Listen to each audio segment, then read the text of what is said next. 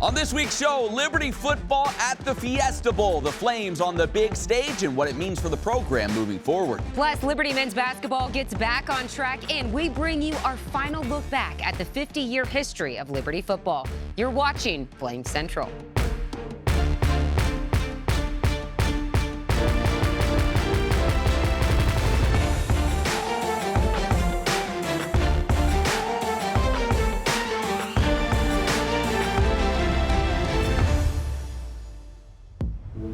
What an incredible week it's been for Liberty football and Liberty athletics as a whole. Welcome on into Flame Central. As always, she's Emily Austin. I'm Matt Warner, and we are fresh off spending a week in Arizona at the Fiesta Bowl. Yeah, we had so much fun getting to meet many of you viewers and getting to reconnect with Liberty alumni from across the country. And we also got to experience the biggest football game the Flames have ever played in. Yeah, the Verbo Fiesta Bowl is what the Flames were in. Very first New Year's Six bowl game in Liberty history.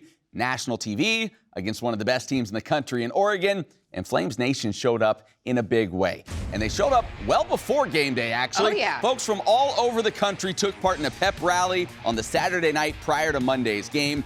Fans, former players, the team itself, they were all there to celebrate what this season's squad had accomplished and just how far this program has come.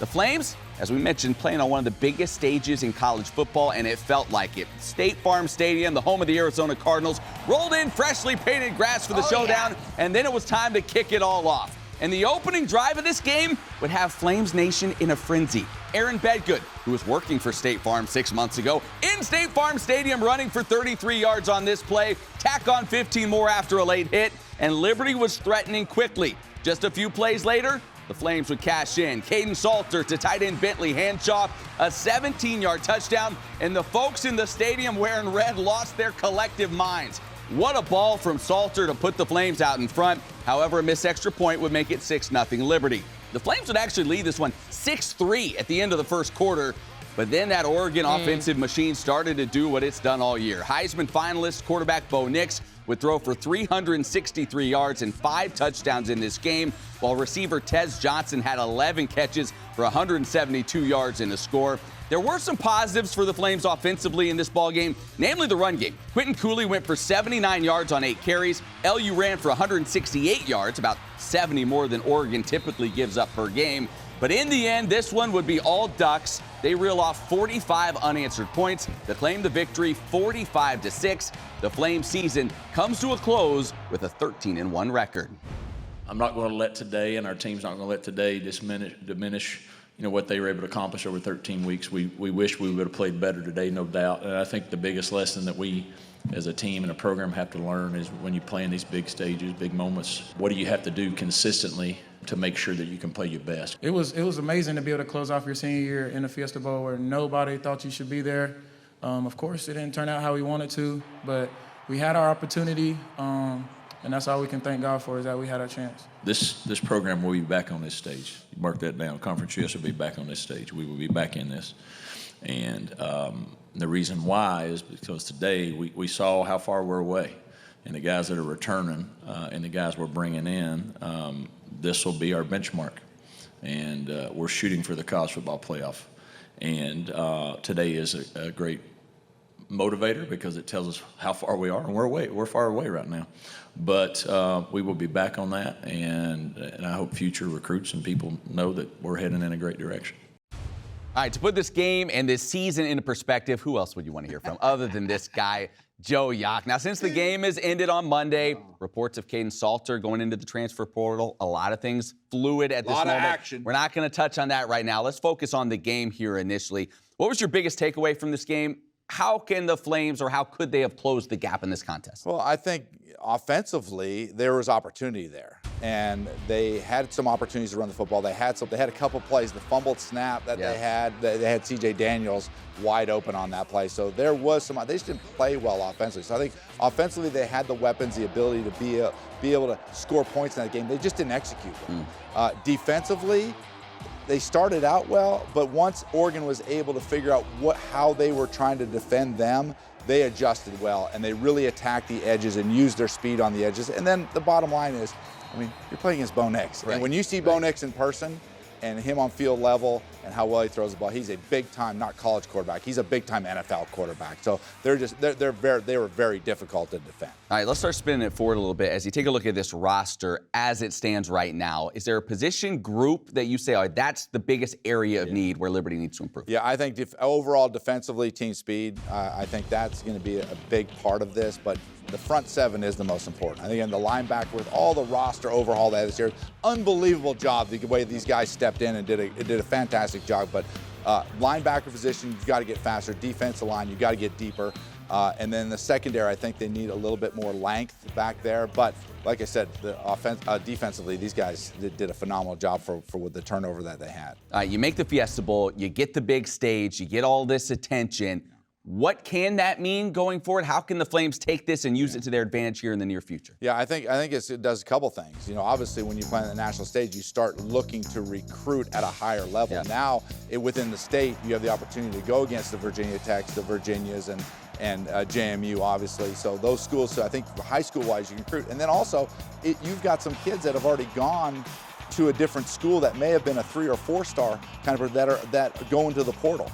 Those are the kinds of guys that you can look at and say, hey, listen, we played on this national stage. That gives us the opportunity. So it gives you opportunity to improve your football team through the portal a lot also. Guys like a Quentin Cooley, for instance, who they got for this season. And then you just have to make sure you keep the guys that you do develop and keep them in-house. Right, and I think that's the biggest part of this is that what you're seeing is the reality is we're going into a 12-team playoff next year. Yeah. And so that G5 team is probably most likely to be the 12 seed. They're going to play that 5 seed. They're not going to play a 5 seed with opt-outs. No. You're going to play a 5 seed that is loaded for bear, trying to win a national championship. So you've got to do 2 things. You got to recruit at a higher level, obviously, and then you got to win with NIL collective. Right. That's the bottom line. You've got to be able to get the money available there to get the type of players there that will allow you to compete at that level. That's the name of the game these days. That's the name of the game. And the next step for Liberty, certainly moving forward. Joe, 100%. Appreciate all your work this season. Where'd you hear it first? Yacht Talk, baby.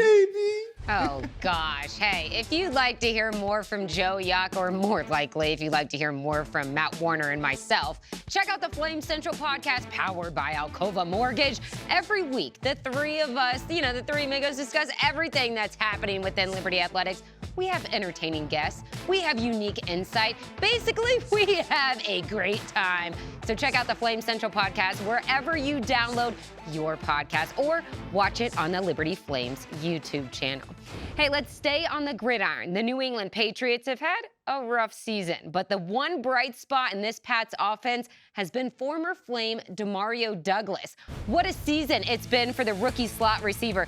In Sunday's game against the Bills, Douglas recorded 3 catches for 31 yards. He currently leads the team with 548 receiving yards. The next best receiver is Hunter Henry with just 419.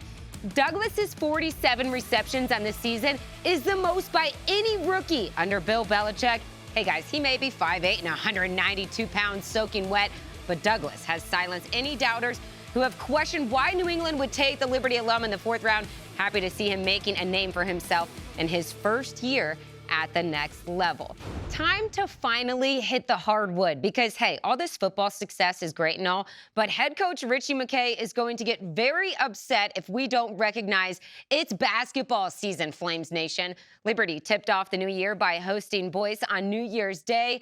The Flames looking to finish non-conference play in the win column. This non-conference schedule marks the strongest in LU program history. It looked good early in this one. Colin Porter and Caden Matheny combined for 6 triples in the game. The team had 15 total, but the story in this one is all about that spark off the bench, aka Brody Peebles. He set a new career high with 25 points. I mean, this guy couldn't miss. He was doing work around the rim. Look at this nice little left-handed floater. Oh, and he was hot from behind the arc as well. 5 of 8 from 3, 10 of 15 from the field. Just an incredible showing from Peebles. Liberty wins it by a long shot. Final score 88-46. Up next, the Flames will open Conference USA play on the road at Western Kentucky. All right, to the ladies, it was a record-breaking crowd for the Lady Flames at Liberty Arena hosting Tennessee. Yeah, like the Lady Vols. What a non-conference schedule it's been for the Lady Flames. And it didn't get any easier with this next opponent. First quarter, Tennessee hits 4 triples, out-rebounds LU 17-7, and forces 7 LU turnovers. So that equals a 25-9 Tennessee lead after 10 minutes of play. A pair of triples from Ella Weigel and Emily Howard trimmed the deficit to 12 just before the half. And then Emma Hess tallies 10 points in the third, but it just wasn't enough as the Lady Vols kept the gas pedal down pretty much the entire game to get the 90-55 victory. The Lady Flames host their first Conference USA game against Western Kentucky. All right, we're going to take a quick timeout, but coming up, our final installment looking back at the 50-year history of Liberty football. Plus, Rhett McGibbon joins the party for the first Warm, Hot, and Fuego of the new year. That's all when Flame Central returns.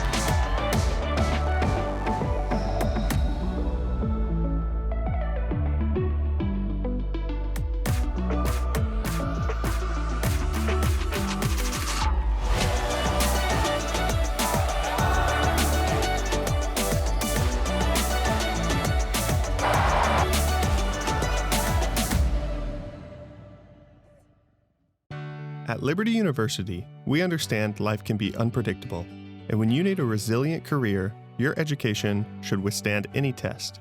So we've made sure the degree you need is within reach by freezing one of the lowest tuition rates in the nation for 8 years and counting, and giving scholarships, discounts, and credit for work you've already done. Because we're proud of what you do. We've done this for over 30 years, and we know how to help. We're here to help you.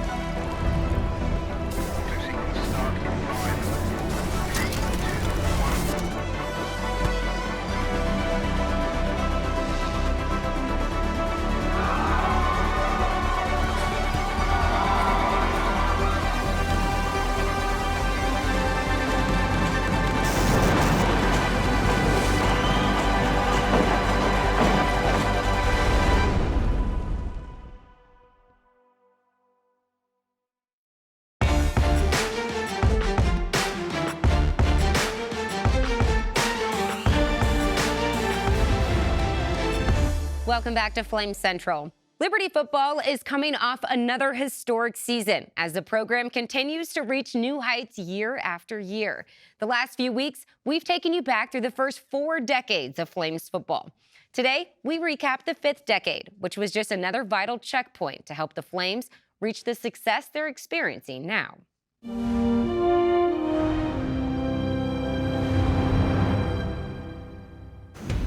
While much of the attention was focused on Liberty football's move up, the Flames weren't quite done with the FCS just yet. This could be the defining moment. Let's go! Here we go. 24-yard field goal at the 14-yard line. Blocked! Oh! It's blocked! Liberty is going to win! Liberty, champions of the Big South! That blocked field goal against undefeated and number 1 ranked Coastal Carolina sent the Flames to the postseason for the first time in their history. They would go on to defeat James Madison in the FCS playoffs, marking their first ever postseason victory. The following year, on November 19, 2015, the Flames played before a national television audience for the first time when they hosted and once again defeated Coastal Carolina. During that game, Liberty announced its plans to build an indoor practice facility. It was huge in the sense that they're showing now that the administration is committed to football. When they decide to build an indoor facility, that says a whole lot. It's just not talk. Then came February 16, 2017, and the long-awaited announcements. The NCAA approved Liberty football's 2-year reclassification to the FBS as an independent, an achievement 45 years in the making. What a tremendous blessing today is, and we're just truly grateful to have the opportunity to reclassify from FCS to FBS. The first contest at this highest level of college football would be against in-state foe Old Dominion in 2018. Inside the 10 to the house. Welcome to the FBS. Liberty quickly served notice to the rest of the FBS that there was another member of their fraternity. Then on December 1st, 2018, Hugh Freeze would become the program's 9th head coach. During Freeze's tenure, the Flames proved that they belonged.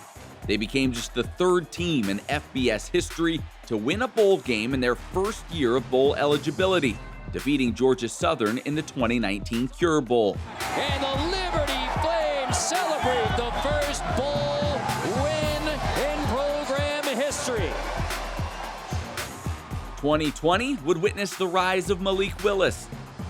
The transfer quarterback was a human highlight reel, both with his arm and his legs. With Malik at the helm, the Flames entered the rarefied atmosphere of the Power 5 with its first win over an ACC opponent at Syracuse on October 7, 2020. Willis keeps it and takes it into the end zone for the touchdown. 3 weeks later, they would do it again, this time at Virginia Tech. From 51 out for the win. Snap, spot, kick, has the leg. It is good! The Flames would break into the AP rankings that season, finishing at number 17. Then it was on to their 2nd straight bowl victory, an overtime thriller against old rival Coastal Carolina. Snap, spot. Oh, it's blocked! The Flames have won! The Flames have won! And Liberty celebrates in Orlando. Hashtag beat Coastal!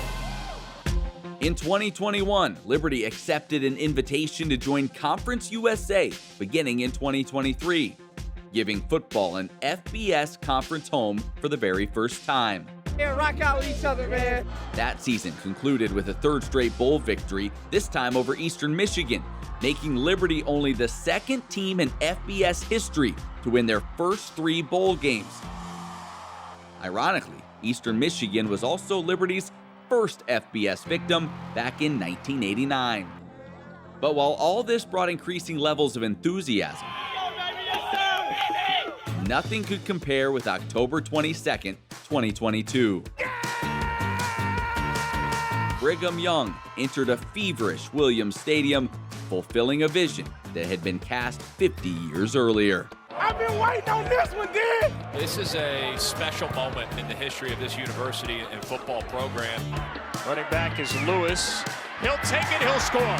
Dancing at the 10, throws near side, it's going to be caught! And Day Hunter has one man to beat, and he just beat him. Looking to throw, does so, end zone, it's up, and it's caught! Liberty has absolutely smothered the visitors. One of the biggest wins in program history.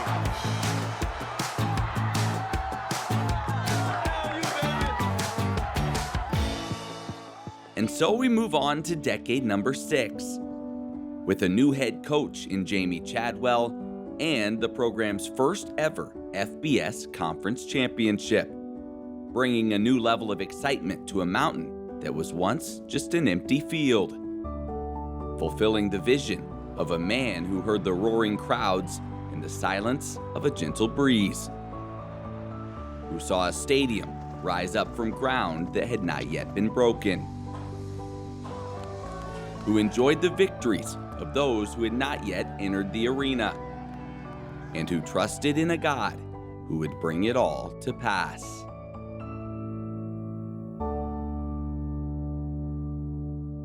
Man, it's been so fun taking a look back at the history of Liberty football up to now, the current day. And what an exciting season it was, obviously. Rhett McGibbon joins us for Warm, Hot, and Fuego. Normally, it's the top player moment of the past week. Right. We're looking at the best, football performances? The best? Yeah. How would you describe this? I would say the best football individuals throughout the course of the season. I do have a package deal involved here because I think they really complemented one another. But let's start off defensively.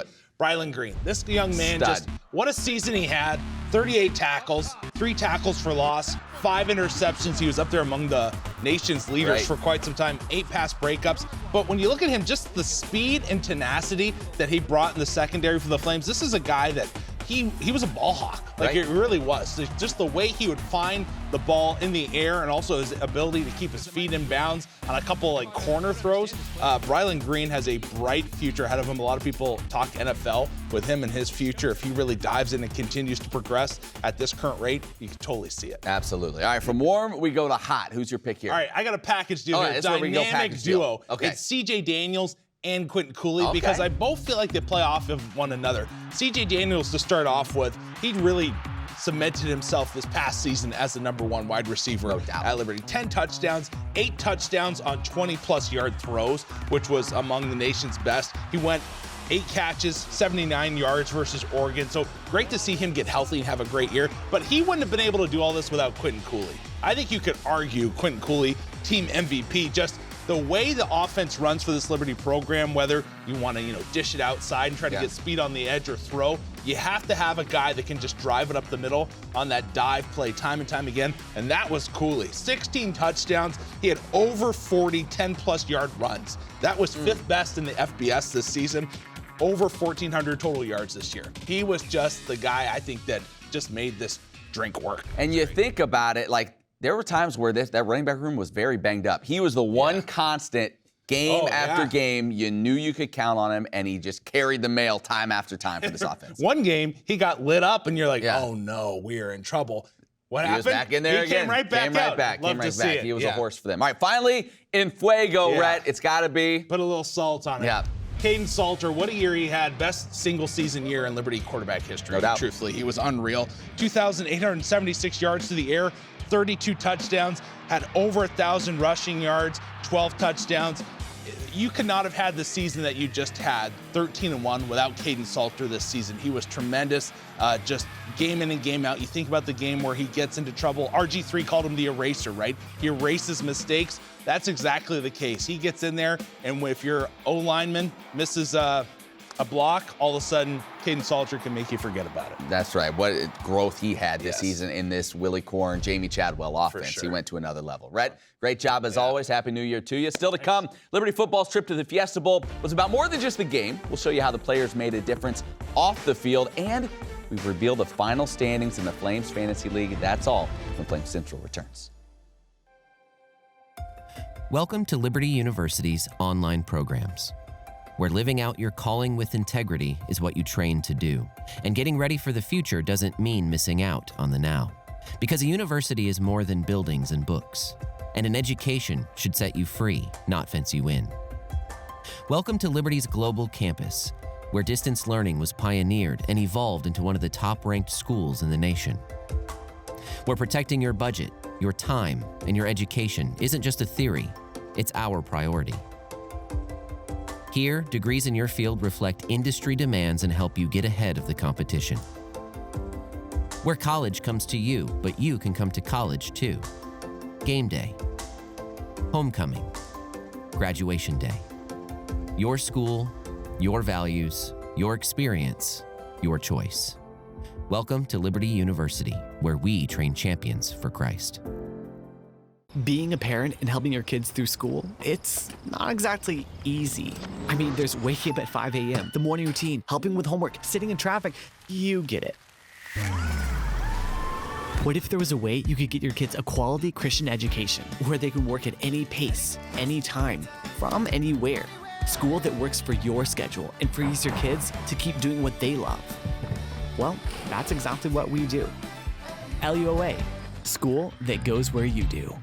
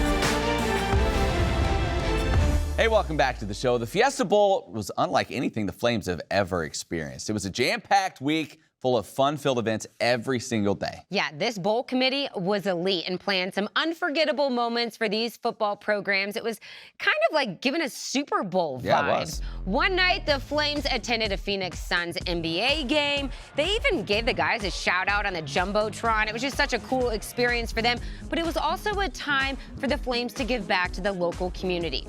On Friday after practice, the Liberty Team Outreach was in partnership with the Girl Scouts of Arizona.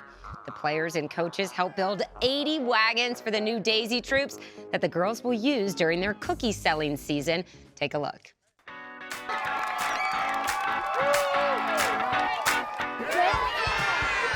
Trey and Simply out here about to get ready to build some wagons for the little ones. Let's get it going. We here. We going. We building. NASCAR style.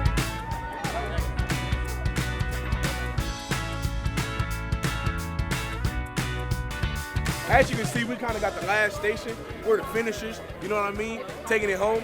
Hanging out with Daphne here too. She's been in the Scouts for 5 years. Daphne, tell them your favorite part about being in the Scouts. My favorite part about being in the Scouts is making new relationships with people.